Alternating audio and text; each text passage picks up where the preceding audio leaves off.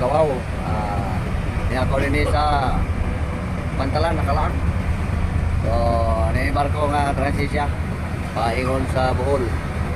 So niya ako mga paboritong apo. Gusto ko mo sakay sila sa barko. Lingaw sila tanaw sa barotong dako mga kawaw. Niya may dinhi paingon ni Sibog mga kawaw.